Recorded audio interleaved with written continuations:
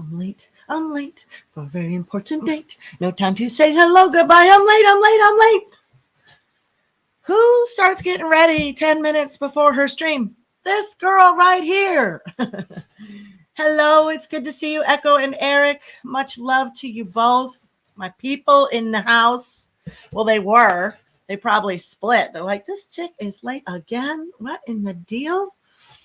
You guys, I'm going to be back later doing a more raw and real stream. My tongue has been loosed. I can speak again. Yay! Some of you are like, uh-oh. That's not good. No, it's really good. It's really good. I'm going to finish up this study. I'm so excited. This is the last one. Note to self, do these in the fall and spring because once summer comes, you don't want to be sitting in front of a computer at all. Hi, David N. Good to see you. 5x5. Thank you. I should ask that, shouldn't I? Especially when I haven't streamed for a while. I got my glasses. I got my water. I got my Let's Go Brandon cup. I got my phone right here. Let me turn that off. On. Silent mode on. Okay. I'm so excited, you guys. This is the second time through this study. And, it was better than the first. Just saying. It's very much getting wrapped around my brain. I'm understanding our principles better. Though the enemy keeps coming at me with attacks on our very foundation, on our God, on our Constitution, those two things to me will never be shaken. I will not allow those things to obstruct, skew my thinking about this great Constitution that we have and how it does work for many people. You don't have to be part of a particular group, although there is a good group out there. Not very many good ones. But the national-assembly.net, I do believe they are doing great service to our country with educating everybody as fast as they can on the grand juries and on assembling your county. And it's very important. And would you believe how hard it is to get 13 people assembled? I cannot believe how hard it is to get 13 people on the same page. Whew. The more and more I think about it, the more I realize what a damage COVID has really done to us, fracturing us and separating us and keeping us in our own little spaces. So I'm about to bust out of mine. I am going to be doing some major things in Humboldt, boots on the ground, hands-on stuff. I want to start volunteering at a local garden.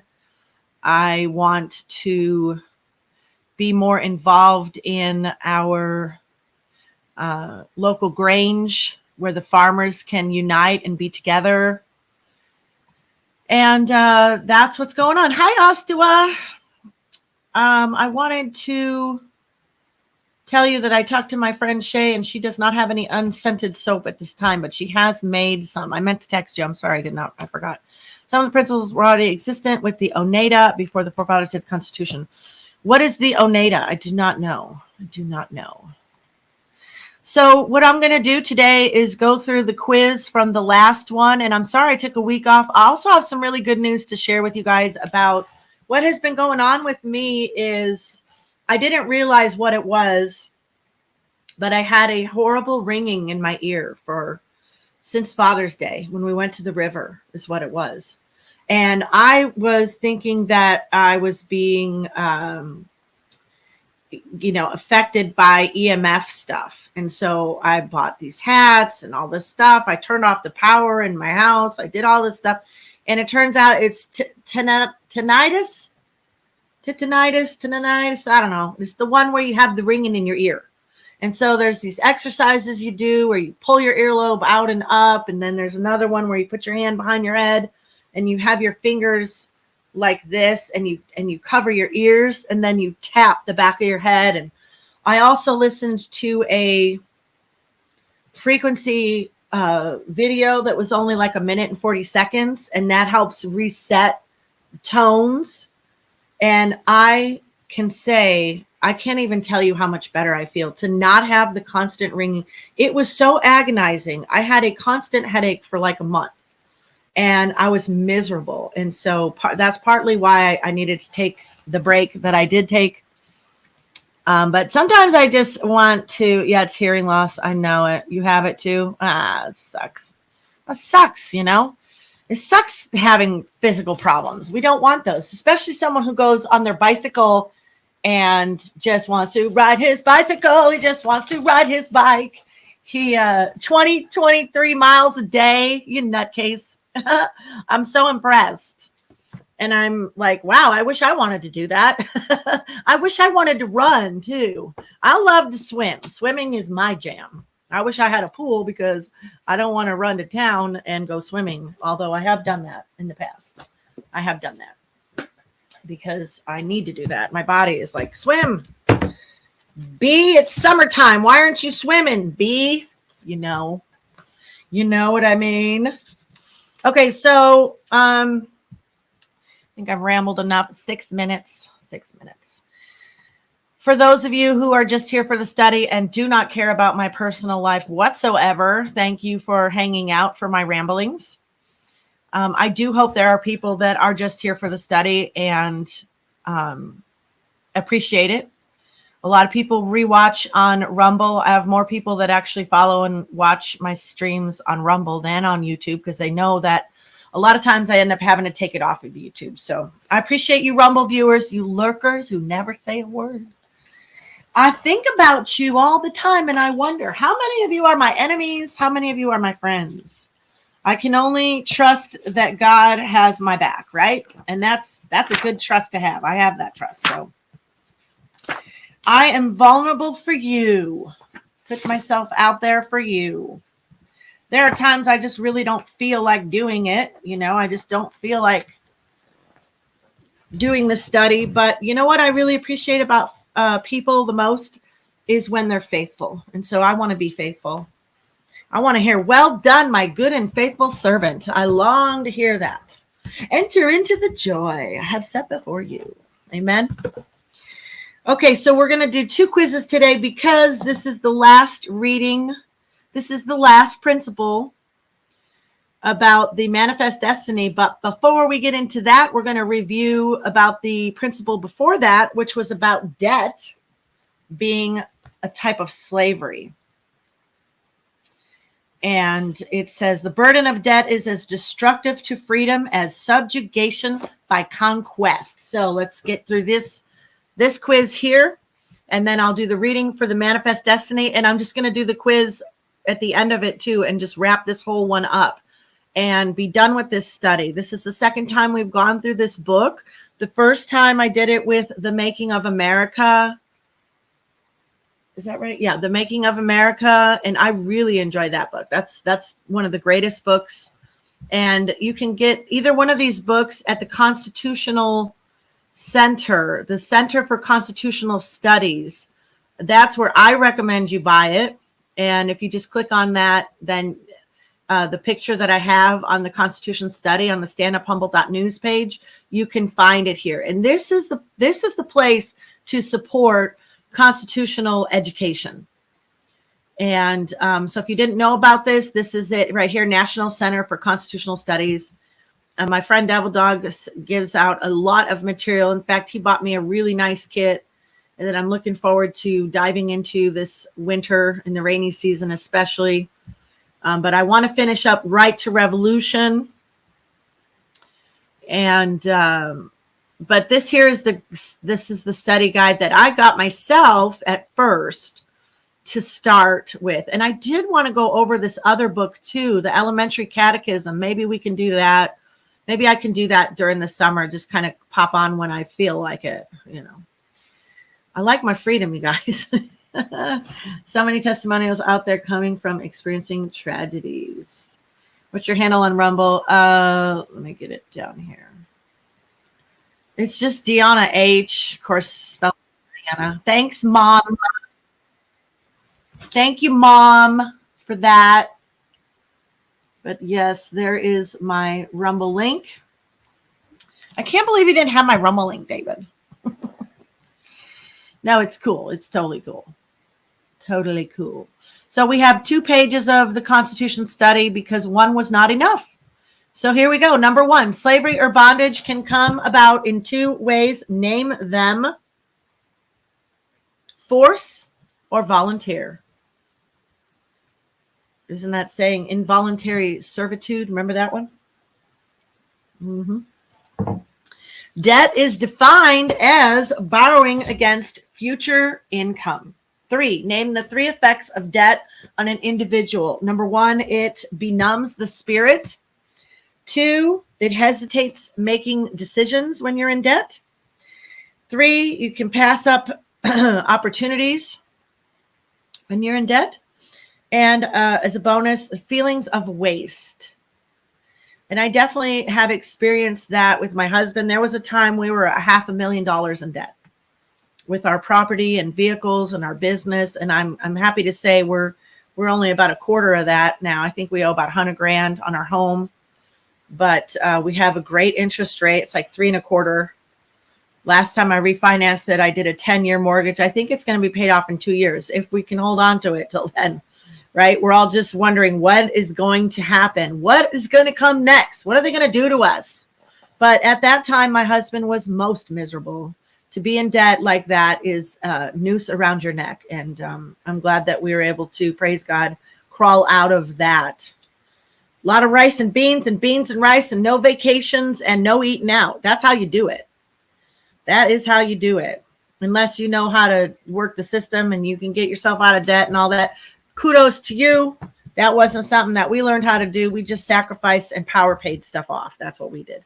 5, Franklin said, when you run into debt, you give another power over your liberty. Devil Dog was talking to me about the difference between liberty and freedom recently, and that is a good study to get into. 6, Jefferson said, passing debt on the next generation is immoral and amounted to taxation without representation. 7, according to Jefferson, within what period of time should public debt be paid off? Well, it should be paid off in the lifetime of the people who borrowed it. How dare we go into debt on our children, right? 8, name 2 presidents that worked to pay off the national debt: Jefferson and Jackson. 9, what did they do to generate such huge amounts of money to pay off the debts? They sold public lands. 10, throughout American history, what kinds of events caused America's debt to skyrocket? Any guesses? The cursed 3-letter word, war. War. Just to add a little bit to question 3 about the effects of debt on an individual. Debt also brings depression. It burdens people with sleepless nights. When people have no debt, they sleep and wake up happier. And one more thing, we all know this, but credit cards' biggest market is college students. Get them right away. Get them right away. I had not realized this until the last couple videos with Mr. Mann, that his class was for high school students. And so I thought that was really interesting. He had a room full of high school students sitting there listening to his lectures. Oh, if that was happening today in every high school, wouldn't that be amazing? Okay, I'm going to get into this reading and see Bumble. Who's on Bumble? Oh, it's Rumble. Bumble. Thank you guys for dropping my link. I appreciate you. You are awesome. Awesome, awesome, awesome. Awesome sauce. Okay, here we go. Manifest Destiny. This is the last. This is just a couple pages, and then I'm going to do the quiz. But this is the last principle of this book, and our study is coming to an end. Thank you guys so much for being here with me. I really appreciate your support. It means a lot to me. Okay, 28th principle. The United States has a manifest destiny to be an example and a blessing to the entire human race. And a quote from John Adams on the left of the screen here. I always consider the settlement of America with reverence and wonder as the opening of a grand scene and design in providence for the illumination of the ignorant and the emancipation of the slavish part of mankind all over the earth. And before I have to bind my tongue and just read without my opinion, I will say this. In nowhere in this reading does it say that America is to be the police state. The manifest destiny we were given was to be an example. So please do keep that in mind. And here we go. All historians agree that a most singular and important feature of the settlers of America was their overpowering sense of mission, a conviction that they were taking part in the unfolding of a manifest destiny of divine design, which would shower its blessings on all mankind. As historian John Fiske writes, they believed they were doing a wonderful thing. They felt themselves to be instruments in accomplishing a kind of manifest destiny. Their exodus from Europe was that of a chosen people who were at length to lay the everlasting foundations of God's kingdom upon earth. This steadfast faith in an unseen ruler and guide was to them a pillar of cloud by day and a fire by night. It was of great moral value. It gave them clearness of purpose and concentration of strength, and contributed towards making them, like the children of Israel, a people of indestructible vitality and aggressive energy. This sense of manifest destiny has continued from that day to this and will be found expressed in nearly all of the inaugural addresses given by the presidents of the United States. However, it is extremely important to distinguish between a sense of mission and the spirit of perverted chauvinism associated with the idea of racial superiority. The former is a call to exemplary leadership and service. The latter is the ignorant presumption of a self-appointed role to conquer and rule. The distinction between the two is readily perceived in the writings of the founders. For example, John Adams wrote, "I always consider the settlement of America with reverence and wonder as the opening of a grand scene and design in providence for the illumination of the ignorant and the emancipation of the slavish part of mankind over all the earth."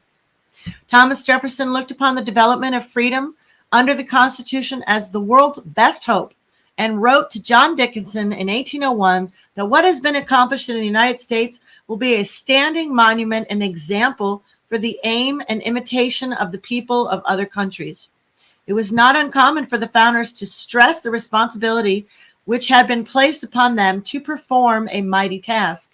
As John Adams wrote from England while the Constitution was in preparation, "The people of America have now the best opportunity and the greatest trust in their hands that Providence ever committed to so small a number." Alexander Hamilton emphasized the same point as the Constitution was presented to the people for their approval. He wrote, "It has been frequently remarked that it seems to have been reserved to the people of this country, by their conduct and example, to decide the important question whether societies of men are really capable or not of establishing good government from reflection and choice, or whether they are forever destined to depend for their political constitutions on accident and force."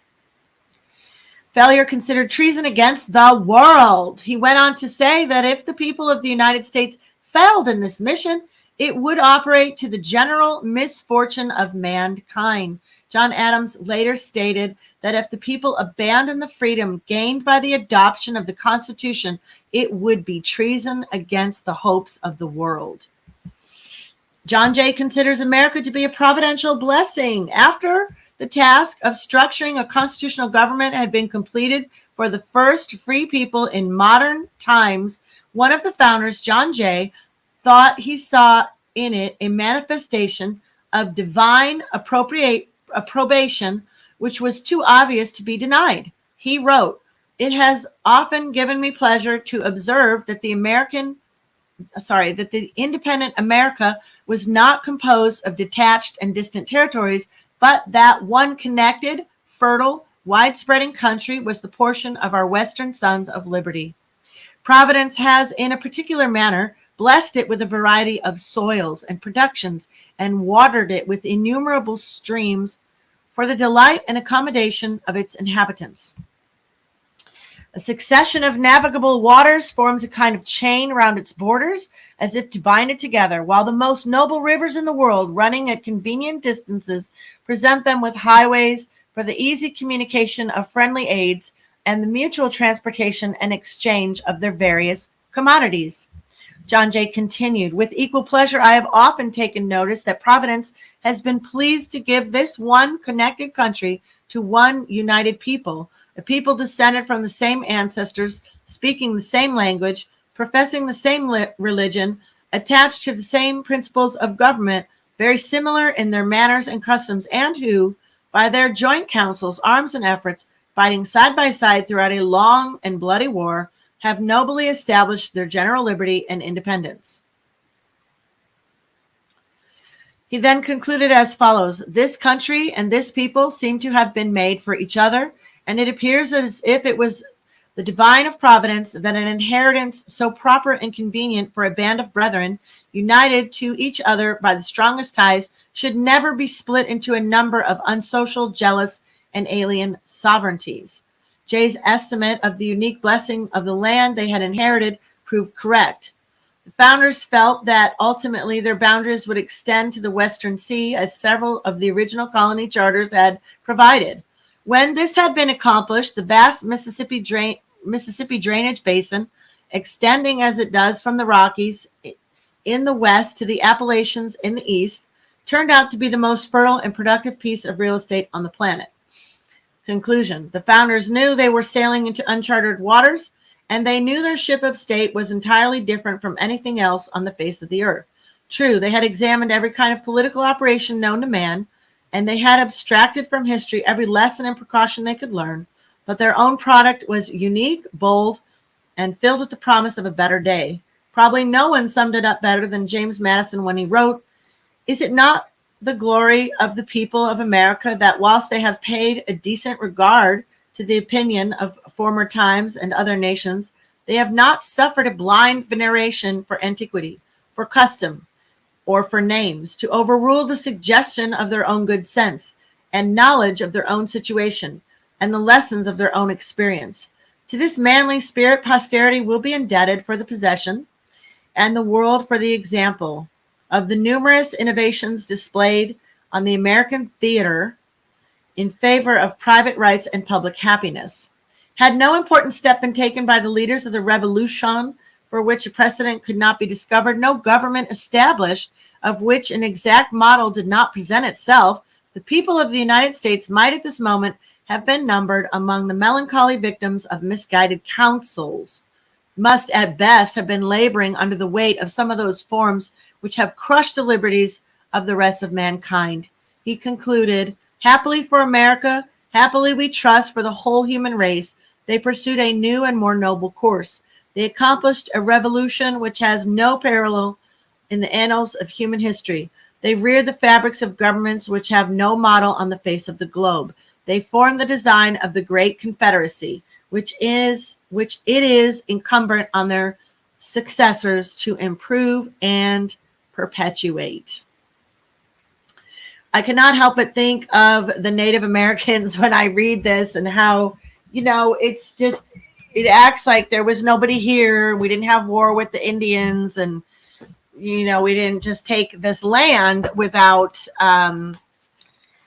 shoving off the natives onto their reservations and stuff like that. But obviously that is a conversation for a different study.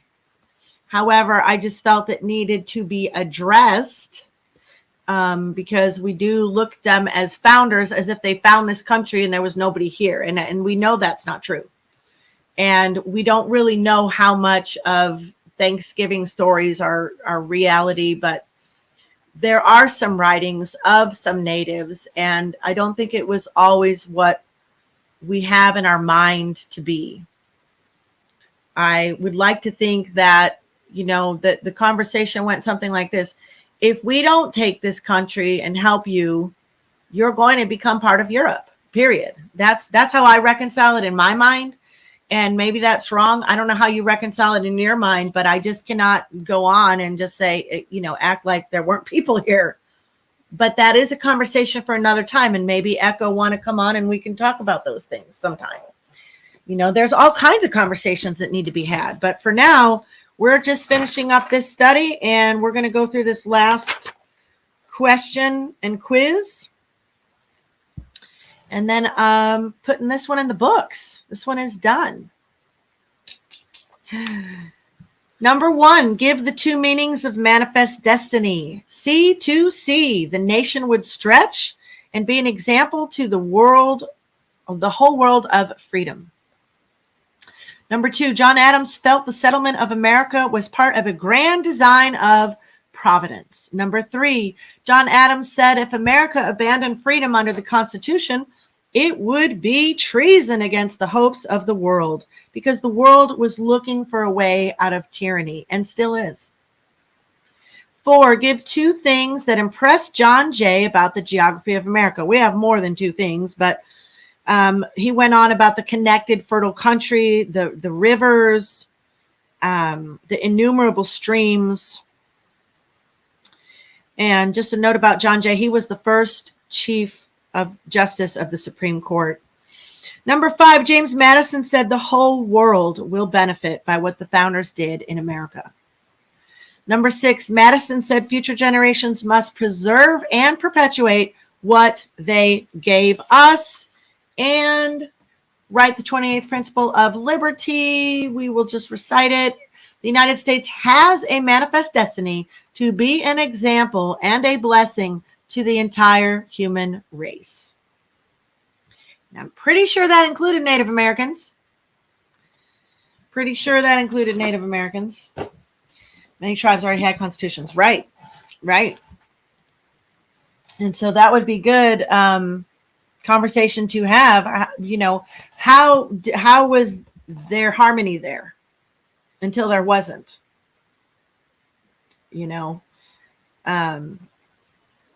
But it's hard to just have to focus on what we have to focus on, because this is what we have. This is our Constitution that we have right now. And I know the natives on their land here, particularly around Humboldt with Yurok and Wiyot, and there's a couple more tribes, they do rule their lands without much interfere from the governments here. And when you go into foster care, they tell you if you do end up getting a Native child, if at any point the Native family wants that child back in the family, you do not have a right to keep them. The natives will get them. So there are some things that the natives have some power in. When I look around here in Humboldt County, I will tell you that a lot of the natives, they have some of the best land around here. Definitely. Some of the best waters, coastal ocean property with the redwoods on it. I've never even seen that. I've never even seen the coast where the redwoods are. I've seen it in like an old film. And I'm not saying they got the best deal. I'm just saying there are some things that were preserved for the natives, and they do retain some of their power over the white man here. Be a great conversation to have at some point. But, I know that we have this Constitution and anybody can use it, native or not.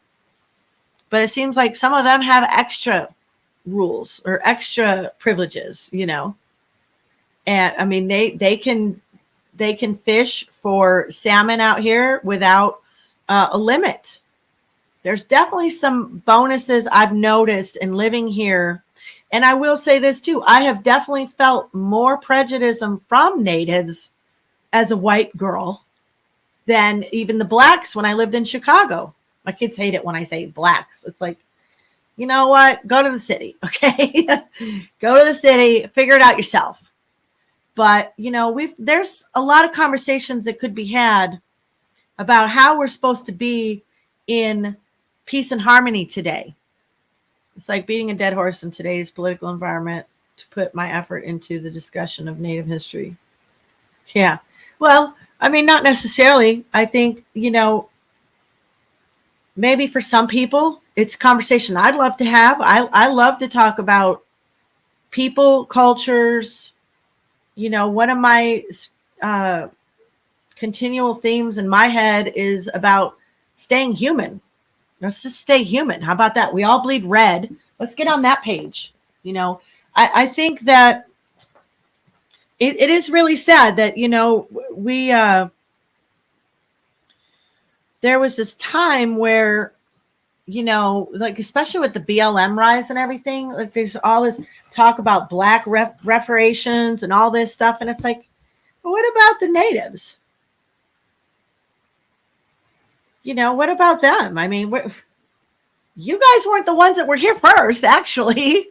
You know, yeah, you got brought over as slaves, and some of you are now billionaires. Oprah Winfrey, first black woman billionaire. So, you know, all these kind of conversations are, I think, very interesting to me because we've got fractures there. You know, we're segregated still in some ways. And I want us to have harmony, you know. Something I wrote over the weekend, it had to come out of my head about ignoring it. And these are some of my thoughts towards the legislators and leaders here today. I got to tell you a funny story. Ran into the mayor at the car wash of all places. And it was so funny because I was at the kind of car wash where you go through the automatic thing, but before you get in it, you have 3 guys on you with all the brushes and stuff. And they really do the job that the car wash couldn't do without them. And so there was a car in front of me and there was a car in front of that car that was getting the treatment. And I look in my rearview mirror and I see Kim Burgell in the, she's not hard to make out. She's super short. She's a very pretty lady. You know, she's got the same haircut for the last couple of years. I'm like, that's funny. That's the mayor, you know? So I get out of my car and because I start cleaning the inside of my car, I'm like, well, I'm going to be here a little bit. You know, it's not the longest line I've ever been in, but I want to make use of my time. So I start cleaning out my car. And so I get out of my car because I need to get a bag out the backpack. And, you know, I look at her and I just give a nod and a smile. It's my typical, that's what I do with all kinds of people, homeless people, mayors, not mayors, whoever. I smile and nod. I acknowledge people, right? So she gets out of her car and she goes, hey, it's me, Kim Burgell. Like she said, she didn't say mayor, but she just said it like that. And, well, first I think she got out and she goes, hi. And I'm like, hi. She's like, it's me, it's Kim. And I'm like, I know, you know, and like I got back in my car. But before that, she says, it's funny. We're both here at the car wash. And I'm like, yeah, that's funny. Get back in my car. And I'm like, Lord, do you want me to say something to her? Is there something that I need to say? And I just like sat there and I thought about it for a minute and there was really nothing. And I just had this funny thought, like if I were to say anything to her, all it would be was like, so you remember me, huh? You know, like impressionable, you know? So I made an impression on you. You remember me? And all that to say is that there's a lot of talk about grand jury and oversight in Humboldt County right now. And that's something I do want to come back and stream about and talk about some of the speakers at the last Board of Supervisor meeting that were talking about the grand jury and the oversight. And even the supervisors themselves did some kind of vote about it. And so I'm not really sure what all that is about. But I do know this, when I do go back to the city council and or the Board of Supervisor, my heart is to work with these people that are in power that actually do know how to run the city better than I do, to definitely remind them of where they are violating their oath, but also to just not go there and be like yelling at them and be angry with them. And just like, that is not, I want to be effective. And I'm going to start doing some more studying and researching on how one person can make a difference. If you have any good videos or people, your role models, your heroes, you know, there's always that one person that had to go up against the whole thing and then, but they were still able to make a difference. Like, I believe in that. I believe that if you have a manifest destiny to be a change agent in your world around you, then that is your cross to bear, right? So here's just something that in my mind, I don't think this would be the exact speech I would give these people, but this is my angle lately. And it's more on a line of stay human, just stay human. Can't ignore making children vulnerable to predators because I know victims of sexual assault. Can't ignore the increasing amount of people dying suddenly and unexpectedly or vaccine injuries because I know people that tell me the truth about their injuries and their losses. Can't ignore the policies that do not bring peace and harmony to our community because I see what has happened to San Francisco, Sacramento, Oakland, and many other surrounding neighborhood communities. Can't ignore that it seems to be AI versus humanity, and humans do the bidding for AI. Or ignore the fact that many say, I'm just doing my job, and ignore particular issues. Can't ignore that there are people in this world that are sellouts and people that are not. Cannot ignore that electric frequencies affect the body, that particles being put in the air are getting into our water, affecting human bodies and animals and ecosystems, and are hurting the entire planet. I can't ignore that there are people that will do anything for a buck, and they are affecting us all by doing anything for a buck. Can't ignore that so many people are breaking the law by violating the oath they took, and that everything lawbreakers do is by consent of the governed. I will diligently seek truth with the hope that is calling me to find them. I won't ignore the solutions to these problems. So that is just that's the kind of stuff that rattles around in my head. And like I said, this change of heart, while the Board of Supervisors is talking about oversight and grand jury, now is the perfect time.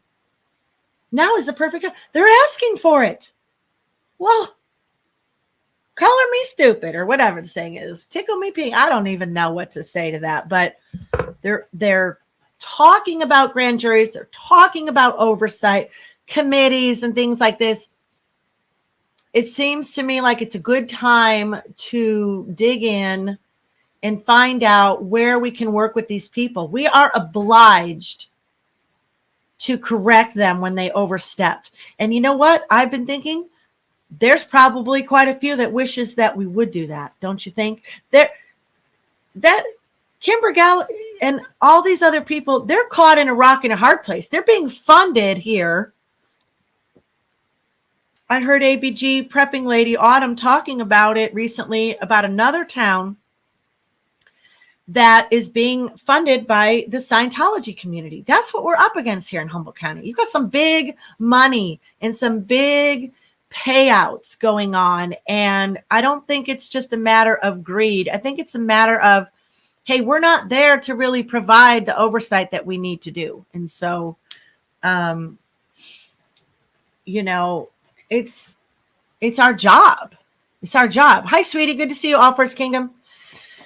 It's our job to provide the oversight and to help them, because if we're not there helping them do the right things, then that's how you end up with a sheriff who's also the coroner, who's also in charge of administrative records. And who's going to go up against that? That is not the proper structure for our county. The coroner and the sheriff should not be the same positions, nor should the person in charge of all the record keeping be the same person too. Why, that's 3 whole positions. That's some good money too, by the way. And what's the position he's in? They appointed him that. They elected him that. They gave him all that power and all that money. What's he going to do? Say, no, I can't do it. And watch somebody else come in that may not be somebody with good morals? Because everybody tells me our sheriff is a good man. And I've seen him speak, and I've seen what he's done. And he does do a lot of good things. You got more concealed weapons permits in this county than you do in Santa Cruz. And you've got, he told the businesses, we will not be enforcing lockdowns until we get something in writing from the governor. He tried, that? Our sheriff tried. And my feeling is these people, they go into this with good intentions and they just get swallowed up in the abyss of corruption. And we need to look out for them. We need to help them. He has tried to do the right thing over and over and over. And where are we to back him up? Where are we? I'm done attacking these people. That's what I love about the assembly. We peacefully assemble. We do not go up against them. We learn our stuff and we go to them and we tell them, excuse me, this is where you're violating your oath to the Constitution. You actually can't do that. We got the fishing industry up in arms here about the wind turbines. You got people in Arcata up in arms about the, what is that called? The big gateway plan. There are many, many groups in this community right now that are joining together and trying to figure out how to do it. You need to learn our Constitution better, and where they are violating their oath, their powers are few and defined. These legislators' powers are few and defined. And when they have overstepped them over and over and over again, it's because we're not there to stop it. We're not telling them, hey, excuse me, I believe you've gone too far. Especially with COVID, they've just gotten away with that. That can't be. We cannot allow them to do what they did to us in 2020 and 2021 again. I will not. I didn't let them do it to me then. You guys know. Fired, harassed, assaulted, arrested. I mean, that was not all for nothing. That couldn't have been all for nothing. I believe in my heart there are people in these positions that want to do the right thing, and we're not there to help support them. And they're being sucked up and swallowed up in an abyss of corruption. And there's probably quite a few of them that went into it and went into the politics here, really thinking they were going to be that agent of change. They were going to be the one to make it all better. You're the ones I'm praying for. I'm praying for all of them, all the enemies. Praying for all of you. God, I pray for these people in this chat. Thank you for every one of them. For people that watch later. God, I pray you would help us assemble. You would help us unite under the laws, under our natural law that gives us the most liberty, the most freedom. I pray for these legislators, for Kim Burgell, for the Board of Supervisors, for the Planning Commission, for the people that are uniting about the Gateway Plan and trying to come up with remedy to have Arcata be the way they want it to be. God, we're up against the machine. We're up against AI dictating these plans to our legislators. And we need to unite, and we need to get on the same page, and we need to make our community better. Please help us, God. Please help us. In Jesus' name, I do pray these things. Amen. The Lord bless you and keep you. The Lord make his face to shine upon you and be gracious unto thee and give you peace. And I will see you later. I am coming on and doing a stream with Wisconsin Jen later about, let's see, she's having her nappy poo right now. I think she said about 4:30 her time. So after 2:30, maybe 3 o'clock, I might set it up for a couple hours. And I really do want to do a stream about the grand jury stuff and the people that were speaking. So I don't know. I thought about setting that up even before the garden stream. So garden stream today, 5 o'clock Pacific time, or no, I'm sorry, 3 o'clock Pacific time, I think is what I'm going to set it up for. Bloom where you're planted is what it's going to be called. If you have a garden going and you want to show it off, take your pictures and send them to me.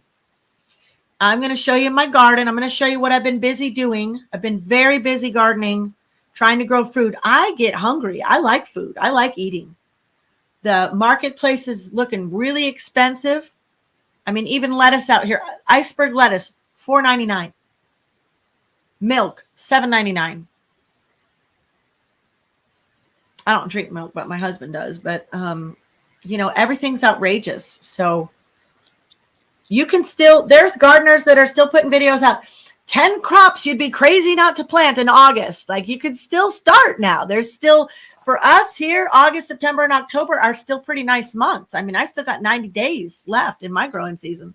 My poor friend Shay over there in Cascade, Idaho, she's only got a 4-month growing season, and I think it's about to come to an end. I mean, I could never live there unless I had like a greenhouse with heated floors and I could grow food. I love growing food. So thank you guys for being here and learning with me. I appreciate every one of you.